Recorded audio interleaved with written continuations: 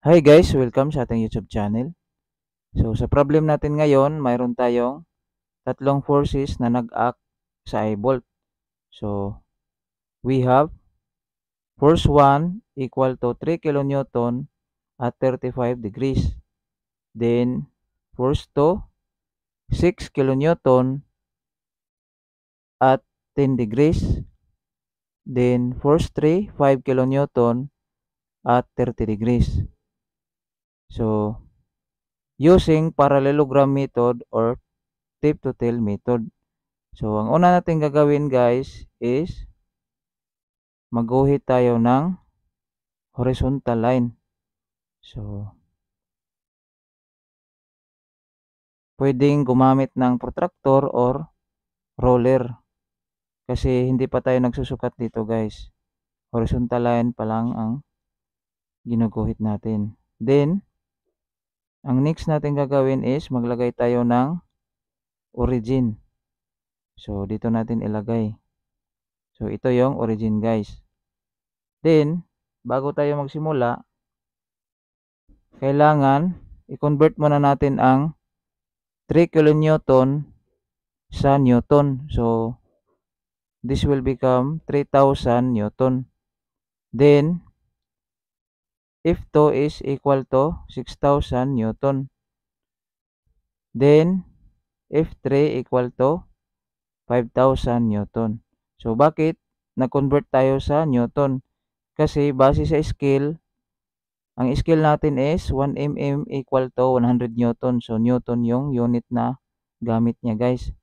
So, ngayon, gagamit na tayo ng protractor. So, ngayon, ilukit na natin yung mga lines natin. So, magsimula tayo dito sa vertical. So, ang vertical is always 90 degrees from the horizontal line. So, ito yun guys. Then, sa force 1 natin, bibilang tayo ng 35 degrees. So, ito yun guys. So, tutuldukan lang muna natin. Mamaya na tayo magguhit ng line. Then, force 2 is equal to 10 degrees from the horizontal. So, ito yun. So, tutuldukan lang muna natin. Then,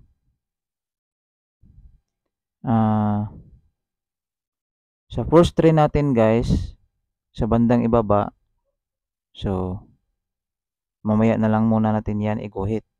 So, dito tayo muna magguhit sa force 1 at force 2. So, ngayon, pwede na tayong magguhit ng mga guidelines. So, magsimula tayo dito sa force 1. So, light lang muna siya guys. Di muna natin i-diin ang mga lines. Then, sa vertical line natin, ito yun guys. Light lang muna siya. Kasi hindi pa tayo nagsusukat. Di pa tayo gumagamit ng scale. So, light lang muna siya. Then, dito sa force 2, ganun din. Light line lang muna siya.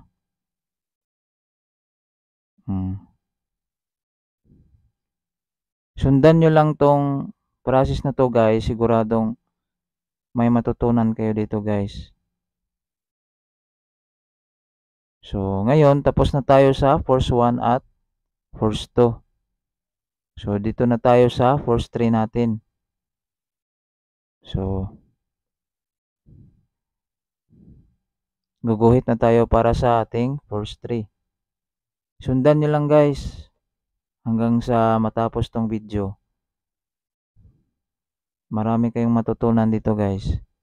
So, ang force 3 natin is 30 degrees from the vertical line. So, bibilang tayo ng 30 degrees. So,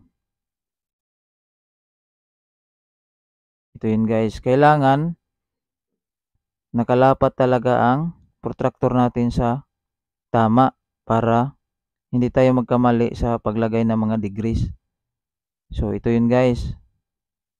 30 degrees. So, pwede na nating lagyan ng guideline or light line lang muna siya. Light, hindi muna natin siya idiin. So, ito yun guys. Then, ngayon, tapos na tayong nag-guhit ng tatlong forces. So, pwede na tayong gumamit ng roller para sa final na sukat ng mga forces na ilalagay natin gamit ang scale na base sa problem. So, ngayon, magsimula tayo sa force 1 natin. So, base sa scale, ito yung mga mm guys, yung mga guhit na maliliit. So, base sa scale, 1 mm is equal to 100 Newton. So, kung 3,000 siya guys, equal, magiging 30 mm siya guys. So, ito yung sukat ng force 1.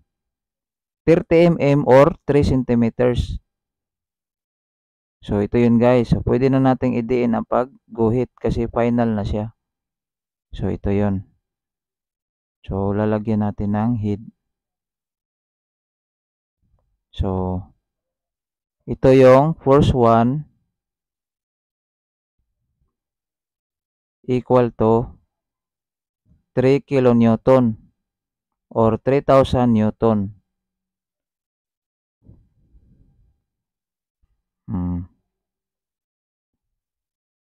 Then, dito tayo sa force 2. So, ang force 2 natin is 6,000 Newton. So, kung ibase natin sa mm na scale na 1 mm is equal to 100 Newton, magiging 60 mm siya or 6 centimeters.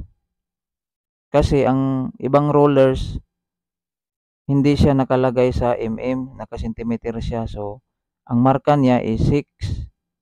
So, 6 centimeters or 60 mm.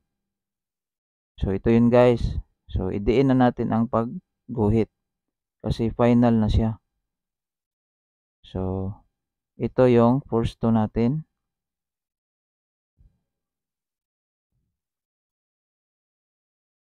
So, nakasunod kayo guys. Sundan nyo lang ng maigi. Force 2 is equal to 6 kilonewton. So, ngayon, dito lang muna tayo mag-focus sa dalawang forces natin guys. Kasi, ang process natin is hindi tayo diretso sa tatlong force agad. Gagawa tayo ng parallelogram method. Paunti-unti, magsimula muna tayo sa dalawang forces. Tapos, saka na yung force 3 natin gagamitin. So, dito lang muna tayo sa force 1 and force 2. So, ituturo ko sa inyo guys paano gumawa ng parallelogram sa mabilis na paraan. So, sundan nyo ng maigi guys kasi ito yung pinakamabilis na paraan pagguhit ng parallelogram. So, naka-inclined yung protractor natin guys kasi ginagamit nating reference ang force 2. So, pwede nyo rin gamitin reference ang force 1 pero mas pabor yung force 2 dito guys. So, ang force 1 natin from force 2 is equal to 45 degrees. So, ngayon, yung nasukat natin na 45 degrees, yun yung gagamitin natin dito sa head ng force 2.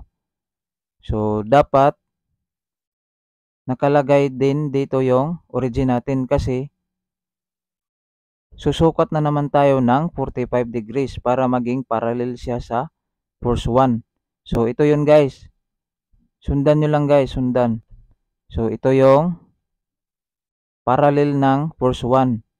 So, 45 degrees din ang kanyang angle from the line of force 2.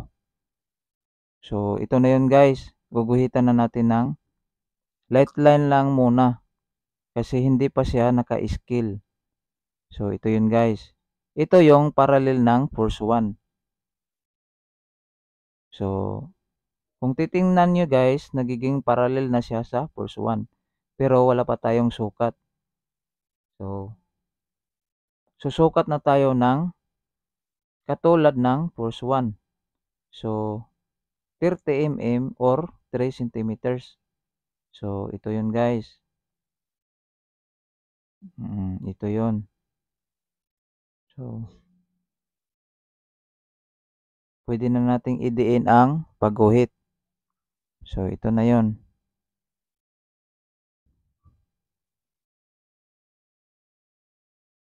Then, ang susunod natin gagawin guys is, pwede na natin i-connect diretso sa head ng force 1 natin kasi magiging automatic na siya na parallel ng force 2. Tingnan nyo guys. Oh. 'Di ba madali lang siya guys? Wala nang mga hindi na maglalagay pa ng mga vertical lines, horizontal lines. Automatic na siya guys, gamit lang ang protractor. So, since tapos na tayo ng parallelogram, so automatic na ito yung resultant natin guys. Pero hindi pa ito yung final guys. Kasi force 1 and force 2 pa yung ginagamit muna natin. Wala pa tayong force 3. So, unti-unti ang pag-solve niyan guys, hindi yan diretso agad. Unti-unti, paunti-unti siya guys. So, ngayon guys, gagamitin na natin ang force 3. So, iguguhit na natin siya. So, base sa scale guys, ang 5,000 Newton ay magiging 50 mm or 5 centimeters. So, ito yun guys. So, sundan nyo lang ng maigi guys. Ngayon, sa susunod natin gagawin na parallelogram, ang gagamitin na natin ay yung nasukat natin na resultant ng F1 and F2. So, meaning, hindi na natin gagamitin yung force 1 and force 2. So, ang resultant na nila at saka yung force 3 yung gagawin nating parallelogram dito guys. So, ito yung resultant ng F1 and F2. Then, ito yung F3. So, ngayon, para maging parallelogram siya guys, gagamit na naman tayo ng protractor. Sundan nyo guys, sundan. Kasi ito yung shortcut na method. Ituturo ko sa inyo guys. So, ang gagamitin nating reference is yung F3 guys. Ito yung gagamitin nating reference para sa pagsukat ng angle natin ng resultant 1 from F3. So, base sa sukat niya guys, ang angle niya is 84 degrees. So, ito yung gagamitin natin sa pagsukat ng kaparallel ng resultant 1 natin. So, ang origin natin guys is dito na natin ilipat sa head ng F3 natin para sa paglagay natin ng parallel line ng R1 o resultant 1 natin. So, hanapin natin yung 84 degrees. So, ito yun guys. So, tutuldukan lang muna natin. So, ito yun. Then, maglagay na tayo ng guideline. Kasi hindi pa siya final guys. So, light lang muna ang gagamitin nating line. So, light lang muna, light. Then, so makikita natin guys, ito na yung parallel ng resultant 1 natin. So, ngayon, magsusukat na tayo kung ano ang sukat ng resultant 1 natin kanina. So, base sa sukat, ang sukat niya is 84 mm or 8.4 centimeters. So, ito yun guys. Ito na yon. So, pwede na nating i-diin ang pagguhit. So, ito na yun guys.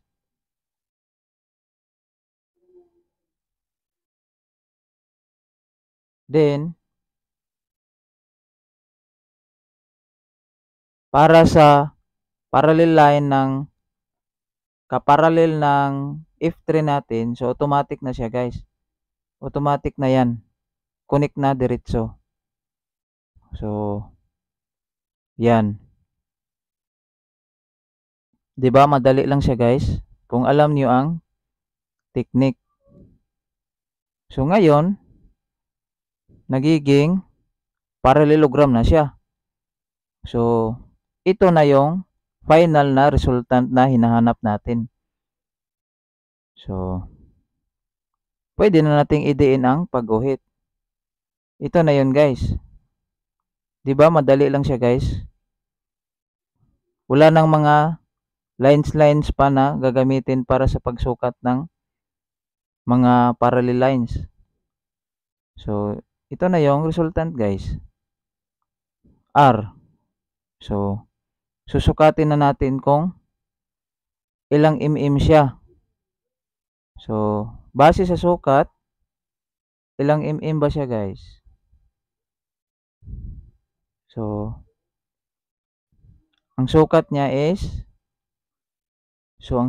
guys is equal to 101 mm or i-multiply natin siya sa 100 Newton para maging Newton siya guys. So, R is equal to 10.1 kilonewton. So, ito na yung magnitude na hinahanap natin guys. Final na ito. Then, ang angle niya is susukatin natin gamit ang protractor. So, ilapat natin sa origin. So, ang sukat niya, base sa dito, ang sukat niya is equal to 4.6 degrees. So, yun lang guys. Sana may natutunan kayo sa ating video ngayon. Maraming salamat po.